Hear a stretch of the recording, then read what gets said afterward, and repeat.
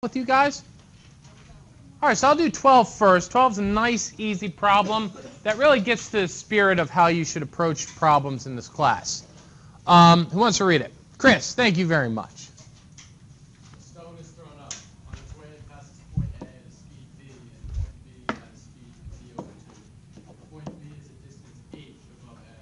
Determine the speed of v in terms of h. Okay, so right off the bat, first thing you do in a physics problem is coordinate system. That's right. Draw your coordinate system. So, what do you need for a coordinate system? Origin and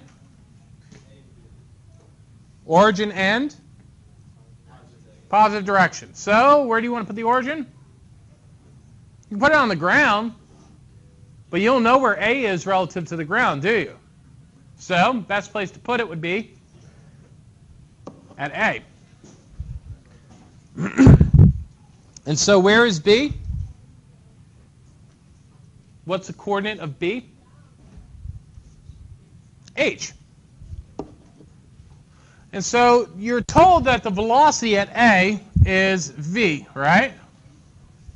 And at B it is v over 2, right? So right off the bat, this is a problem for the second kinematic equation. Second kinematic equation says Vf squared minus Vi squared is equal to 2a delta x. What is the acceleration? Negative g. So we have this is equal to 2 times negative g. And what's the change of position?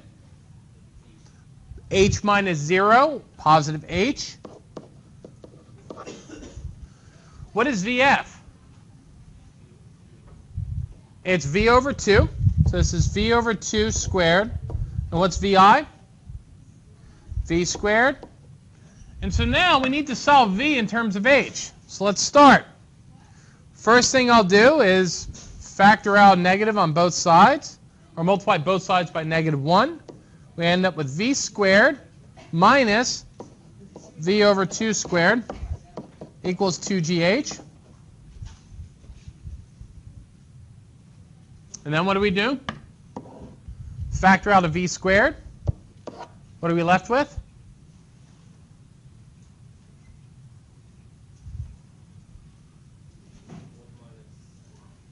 What? 1 minus a fourth. Be very careful. V over 2 squared, quantity squared is v squared over 4. So, this equals 2gh. And we have 3/4 v squared equals 2gh, which implies that v squared is equal to, yes, 8/3 gh. For my purposes, we're done this problem. The problem asks for the speed, though. So to find the speed, what would you do? Yes? Yeah, take the square root and just take the positive root, right? But I'm going to give you a little hint. Keep your v's squared. Almost always. Keep your v's squared, unless it's explicitly asked for, like in this problem. Like in this problem, it says find speed, so you take the square root. But what you'll see in physics is that keeping your v's squared allows you to do very elegant things later on. So, any questions? None? All right.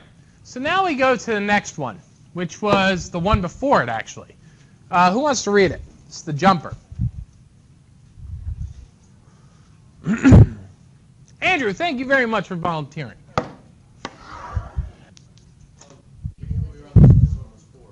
This one is 4, correct. Okay, so then we'll go to this. Yeah, sure. You want to? All right. So do you want me to just go through explain this? All right. So let's take a look. Here's this ball, right? It's called down negative. So I drop it. What is its velocity time curve going to look like before it hits the ground? It's going to decrease starting at 0, right? So we have that much, we are in that much agreement. Now let's think about immediately after it hits the ground. It's basically going to have the same speed with which it hit the ground with, correct? But which direction is it going to be? Positive. So therefore, it will be on the exact other side of the t-axis. In other words, it will jump up. And as you can see, there's a discontinuity here. At what point is there a discontinuity? When it hits the ground. Does it make sense that there's a discontinuity there? Yes, it does. So, a glider is on an inclined frictionless track.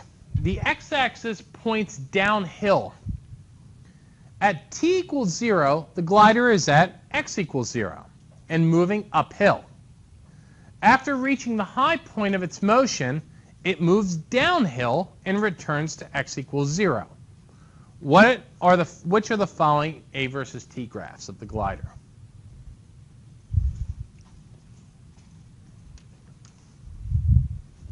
I'll give you a minute.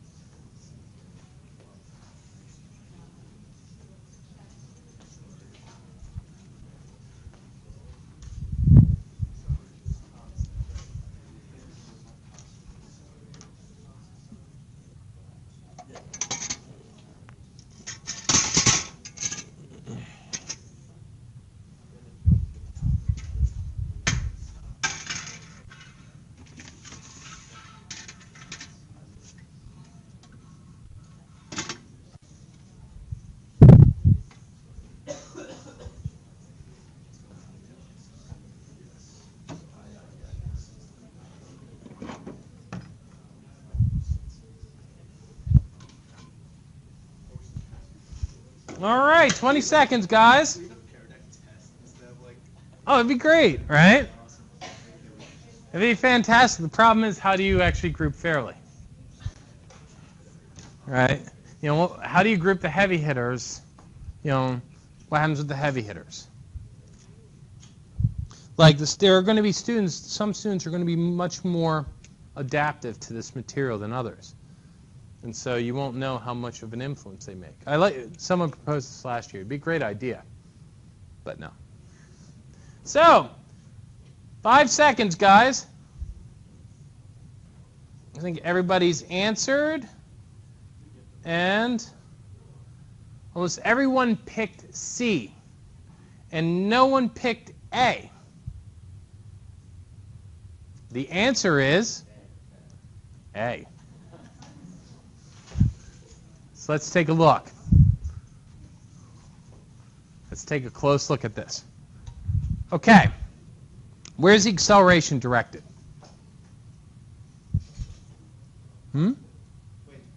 Which direction is the acceleration directed? Down the incline. Right? Which direction is down the incline?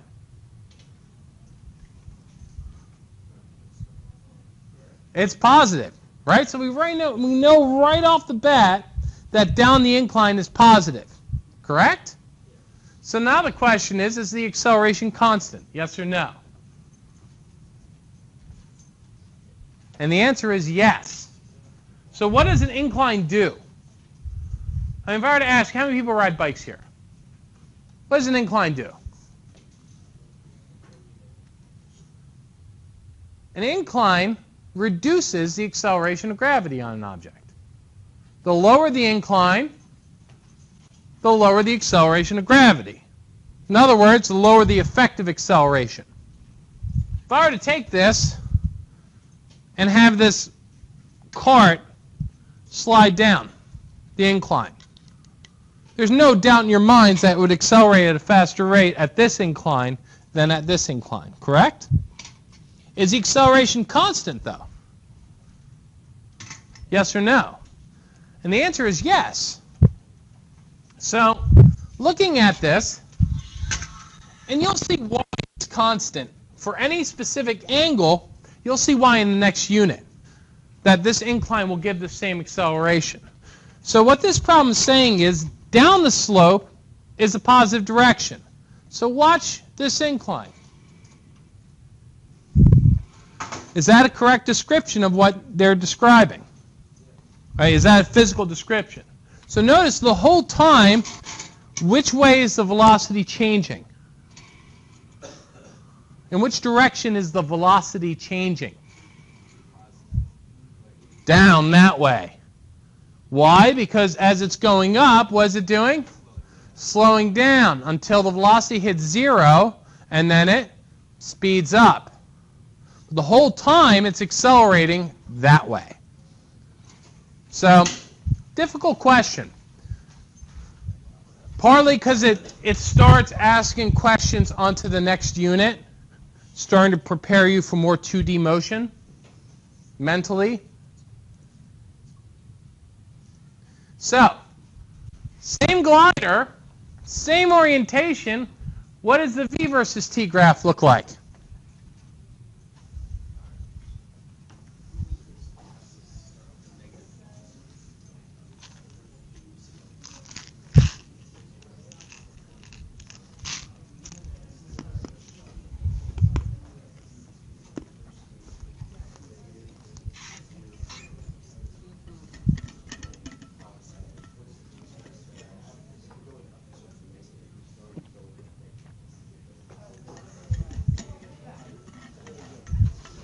Good. Very interesting.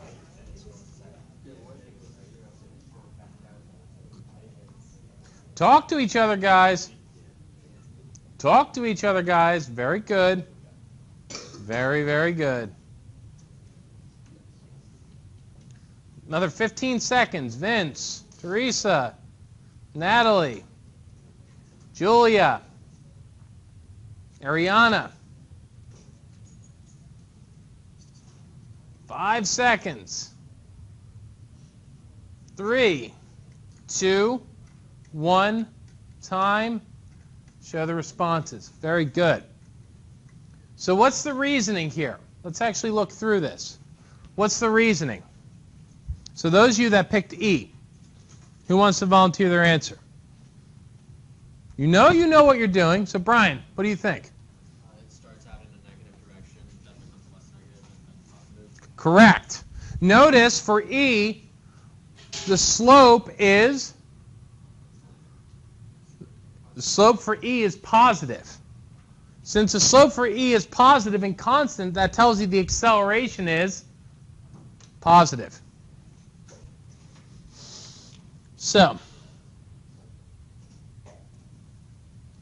here's a motion diagram.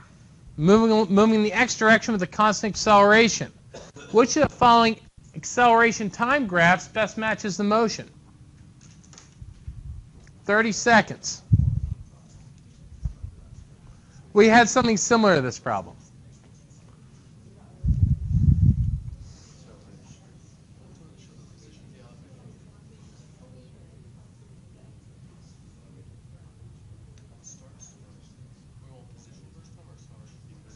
A versus T.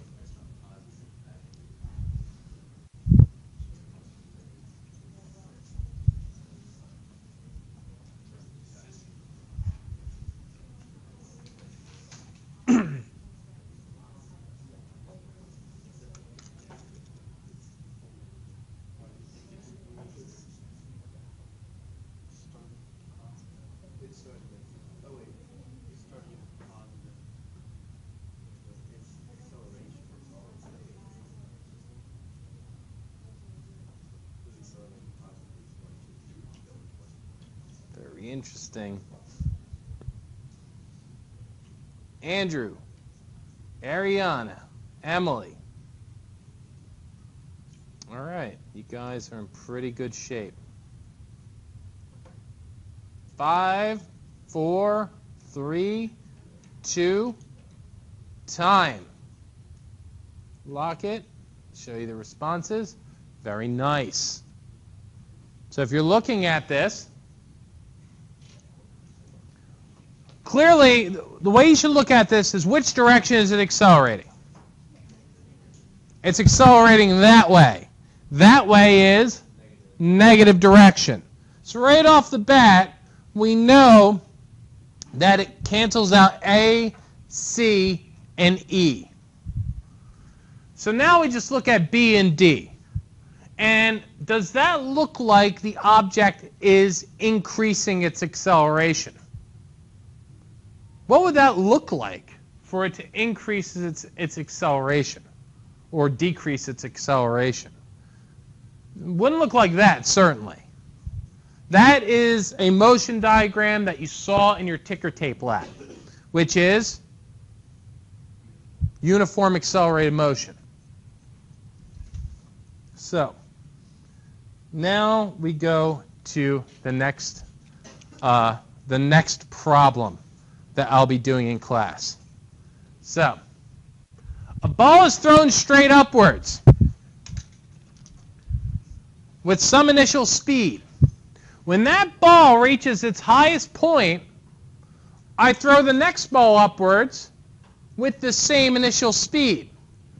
Where do the two balls cross paths? I'll give you guys 3 minutes on this. Solve it.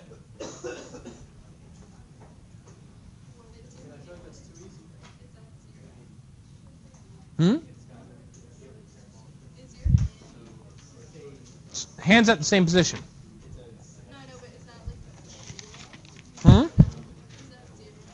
Could. You can call it the origin.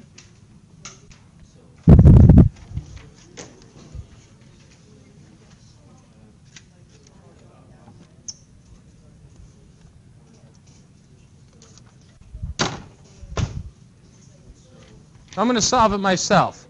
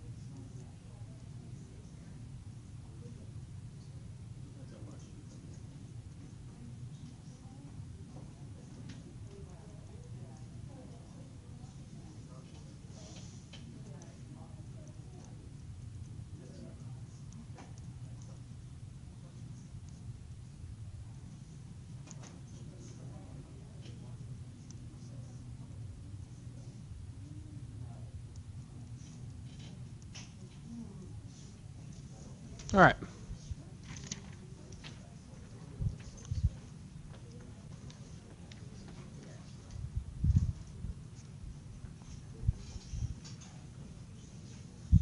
So let's see those responses.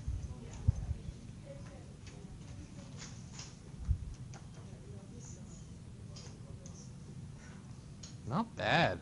I'm curious. It's interesting. Well, I'll give you guys another minute to think about it. Is there anybody who's trying to formally solve it right now? Yeah, that's not a bad start. This is not an easy problem. I see a lot of good things happening here. I see a lot of good things happening. Wow. You guys are pretty smart. You don't believe it, but you're pretty smart. So Mary, Sam, Emily.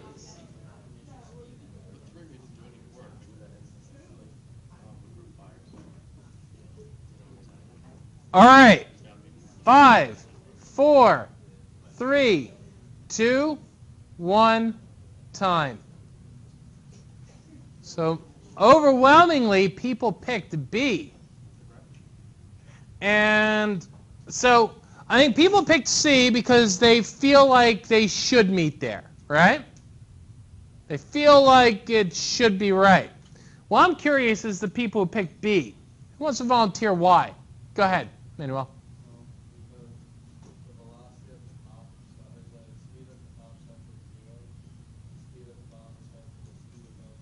Okay.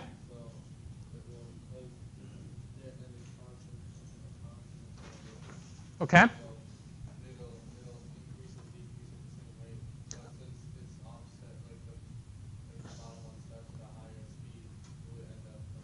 It would cover more distance. See, this right there, this right here is a great AP1 question.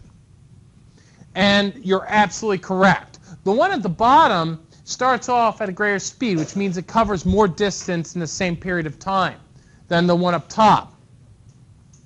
So it's going to cover more distance initially as the one on top starts speeding up. So now what I'm going to show you is how to formally solve this. Because, you've heard me talk about coordinate systems, but you never really knew the benefit of it, right? It's kind of been shielded. You're like, why is he being so formal? I mean, how many people feel that way? How many people have no idea what I'm saying? All right. When I go and do problems, notice what's the first thing I tell you to do? Construct a coordinate system. How many of these problems can be done informally? Don't worry about the coordinate system. You just kind of think through what the displacement is, and then you solve. You can do a lot of them informally. So this is a problem where doing it formally really helps. So let's actually go and draw this up and put it at 300 to start. Okay. So the first thing I'm going to do is draw a coordinate system. So what's going to be in my coordinate system? Here is the ball on the bottom. Here is the ball on the top, right? Where am I going to place my origin? That's right. So this is 0, and this is going up with velocity vi. And where's the ball top? At h. That's right. So this is at h. And of course, where are they going to meet? Where are they going to meet?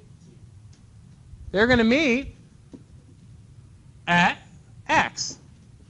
That's where they're going to meet. So now we write down our kinematic equations. So for the top ball, what is the change in position? It's, be careful, what's the final position? X. What's the initial position for the top ball? H. So we have x minus h equals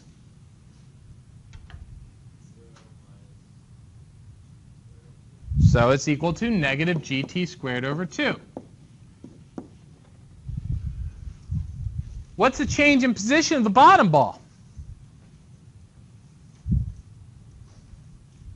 Yes?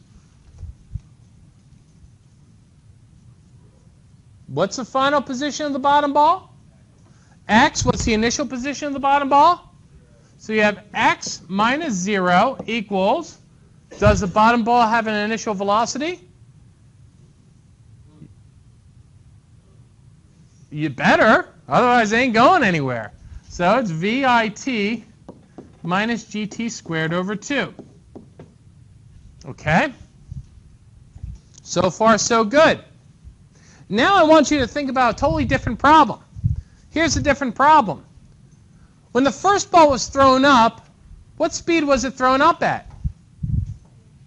It was thrown up at VI. When it reaches the top, what's its speed? 0. So we can use the second kinematic equation to describe something, right? So we have VF squared minus VI squared is equal to 2 times the acceleration, which is negative g, times the displacement, which was? What was the displacement of the first ball from the time you threw it up to the time it reached the top? H minus 0. So H. What's the final velocity of that first ball? 0, right? So now this is 0. So what do we have? We have an equation for the initial velocity. In fact, our equation's for the initial velocity squared. What does VI squared equal? 2GH. Oh, that's interesting. So now I'm going to zoom in, maybe 150. I'm going to write those two equations over here. I'm going to bring this to the top. So this is x equals VIT minus GT squared over 2. And I'm going to bring this below it. X minus h equals negative GT squared over 2. Guess what I'm going to do? I'm going to subtract the bottom equation from the top equation. What happens when I subtract the bottom equation from the top equation? What do I get? Be careful. I'm subtracting this. So you get x minus h, which is h, negative gt squared over 2 minus negative gt squared over 2. What happens to those two? They cancel out. And so what am I left with? I'm left with VIT. Okay, so that's interesting.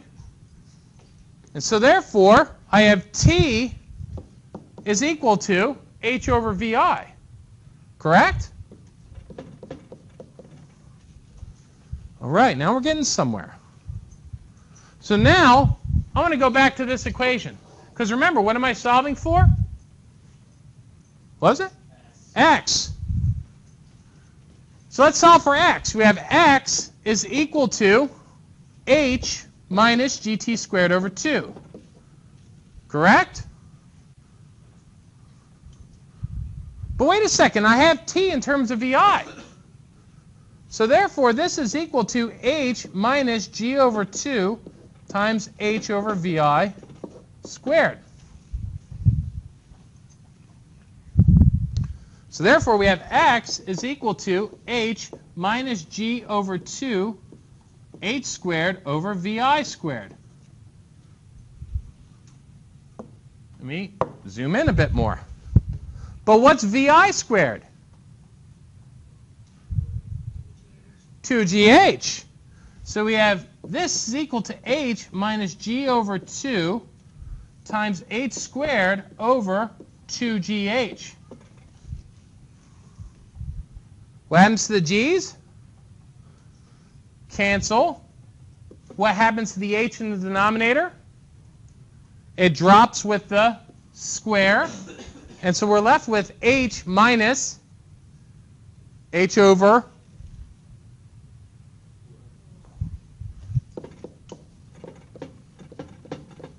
which is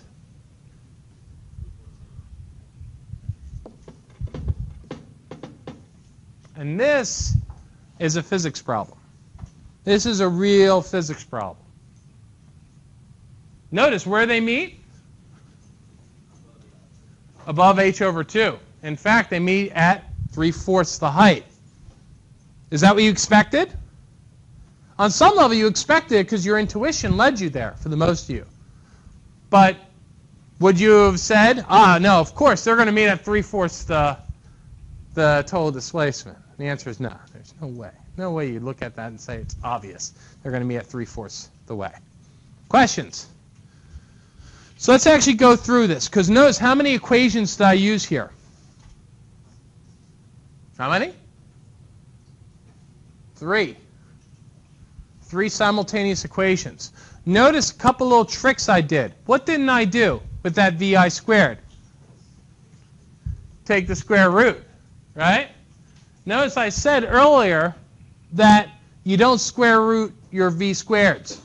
And the reason is because it's just going to be too damn useful later to keep it squared. Yes?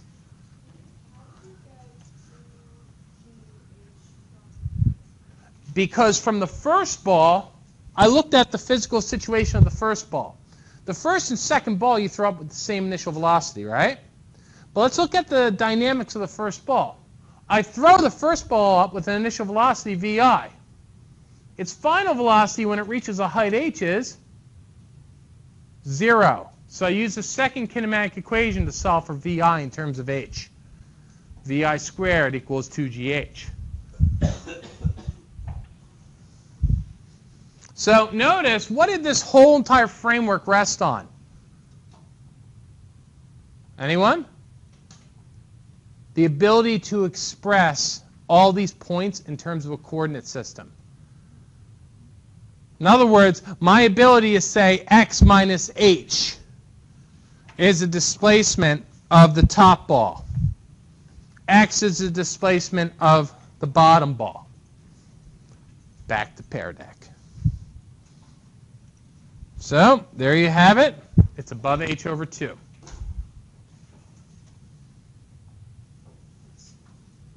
How could you calculate where they meet? Exactly like I did. All right, so this is a problem for you guys to try. Wait, is this it? Yes. So I want you guys to try this problem right now. I'll give you a couple minutes.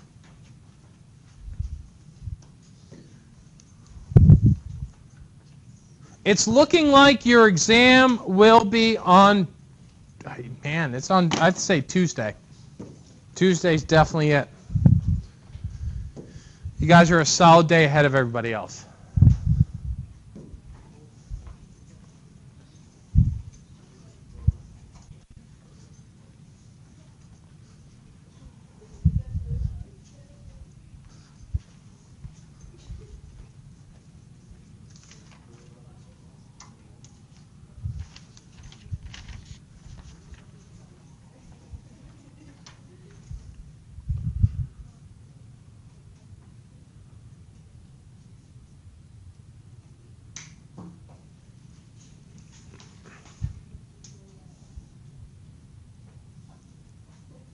Stay focused, ladies. What is it, 2gh?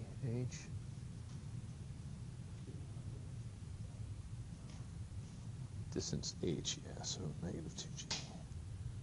2 times negative g times h. Factor out v squared, you have 1/9 minus 1/4.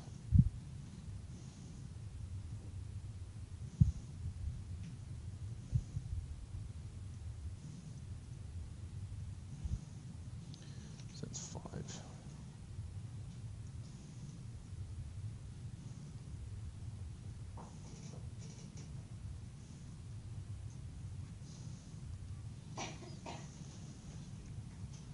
So 9/8. What is that? Oh God. I'd say it's 6.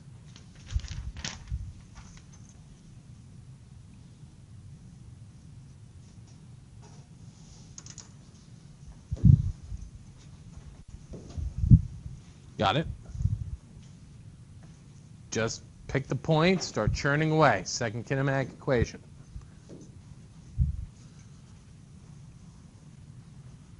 Don't even graph it, just churn.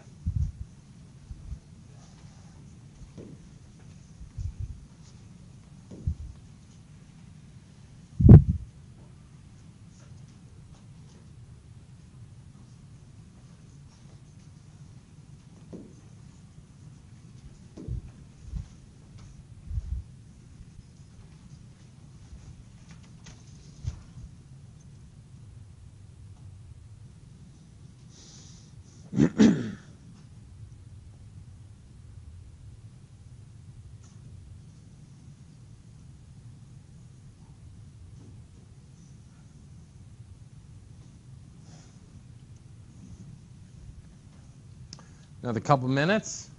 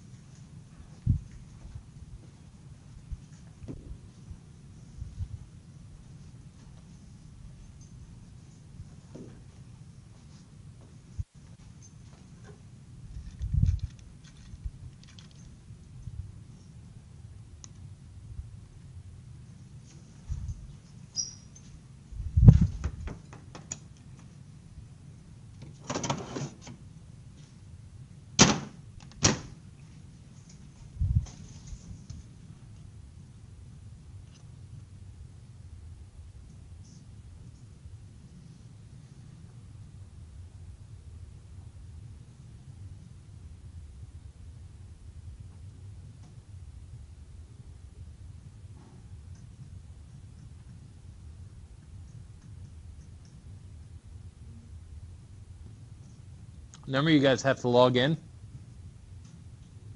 So Vincent, Thomas, Samantha, Natalie, Gina, Ariana, and Arat. Yep.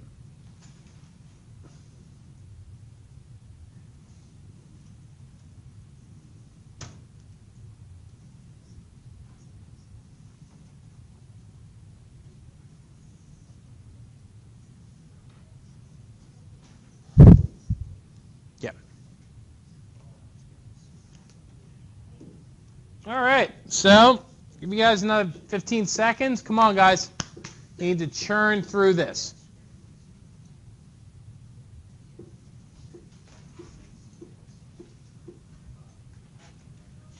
Ten, 9, 8, 7, 6, 5, 4, 3, 2, time. So, not bad. So it's a straightforward problem, just a straight churn.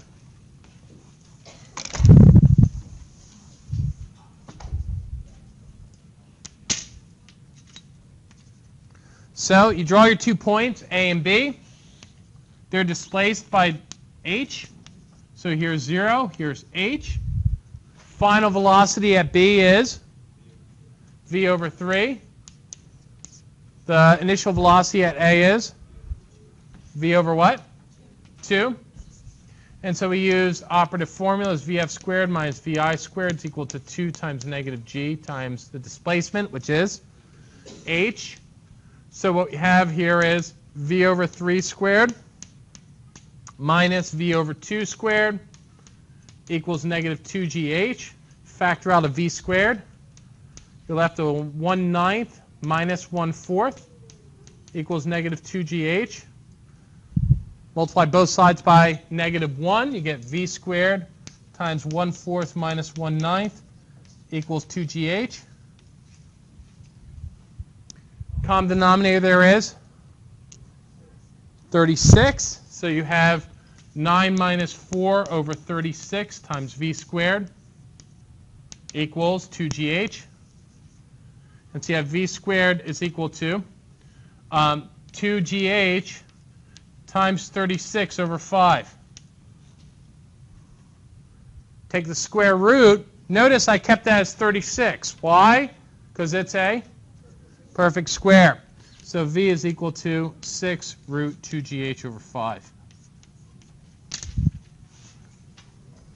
Just churn through them. So, you drop a rock off a bridge. When the rock has fallen for a second, you drop another rock. As the 2 rocks continue to fall, what happens to their separation? I think this was one of the reading problems.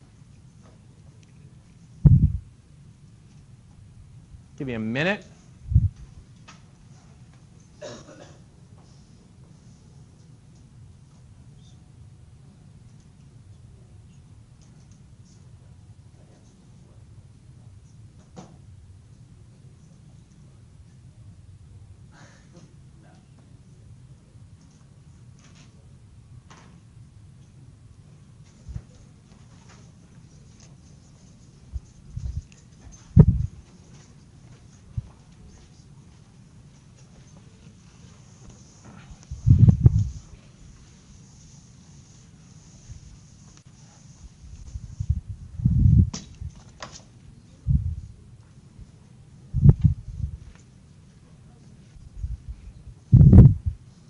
Another 15 seconds.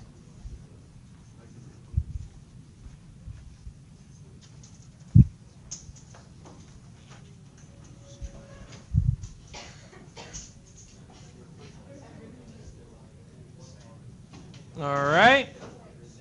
So, 5. Thomas. Is Thomas Spinelli in here still? Sam? Oh, Foster's. Wait, no, Sam Mizio. Yeah. Emily? No, Emily's still here. But answer the question.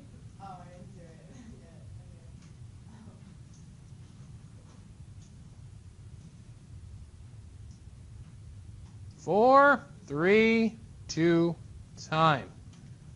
And so everyone pretty much picked A. And what is that really? What is an illustration of this physically? Anyone? Well, think about it. Is there an experiment that you conducted that really illustrated that? Which one? Huh? Ticker tape, that's right. What did you notice about the ticks as you moved down? They got further and further apart. So what does that mean? That means, what do those ticks represent? They represented each one happened at a 60th of a second. So at each interval, the separation increases. One way to illustrate that is by call one of them. They're both dropped from rest, right? So initial velocity is 0. So this is going to equal negative gt squared over 2, right? That's the second rock. What's the first rock? The first rock was dropped a second earlier. In other words, it's x of t plus 1. So what is this equal to?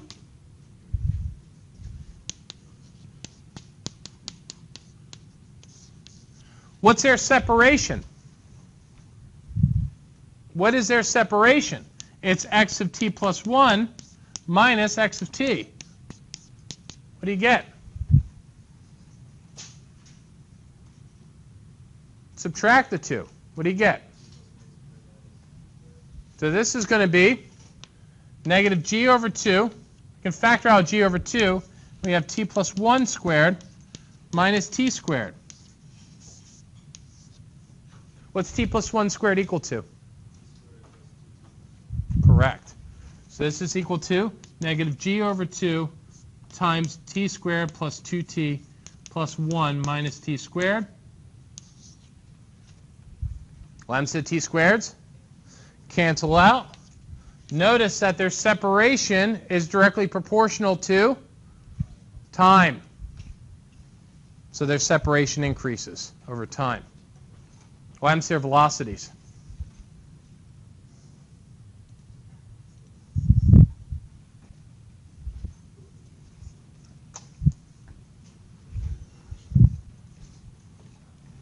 Thirty seconds.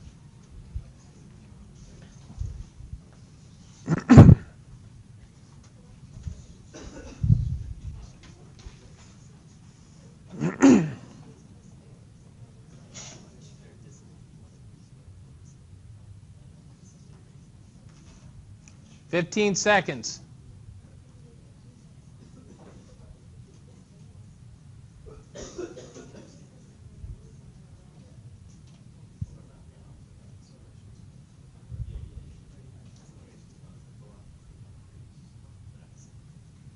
Ten, 9, 8, 7, 6, 5, 4, 3, 2, time. Very good, guys. So, yes, they increase at the same rate. What happens if air resistance is present? What's going to happen? If air resistance is present, what would you see? Think about it.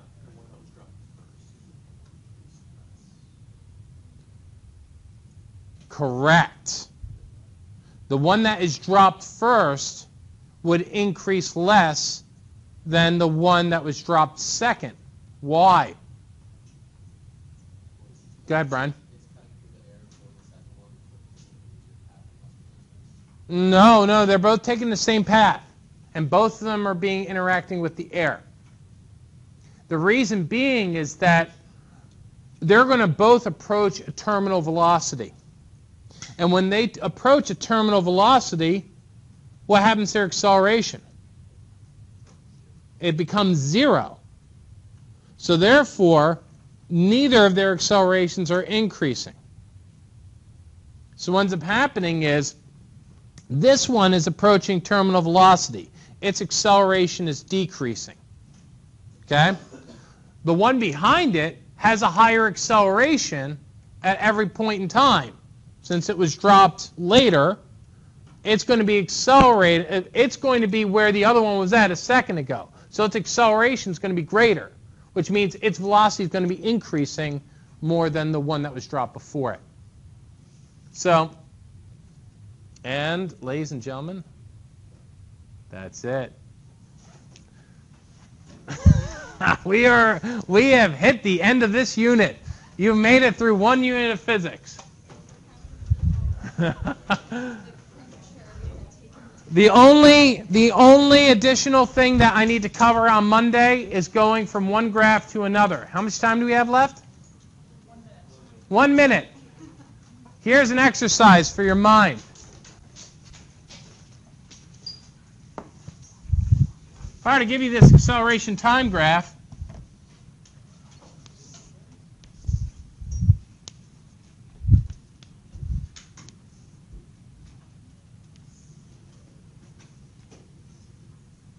graph, position, graph, well actually it's a little bit extreme, but how about this instead? What would the position time look like?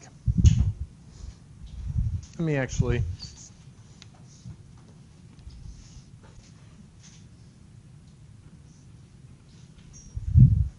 do it at home. What would position time look like?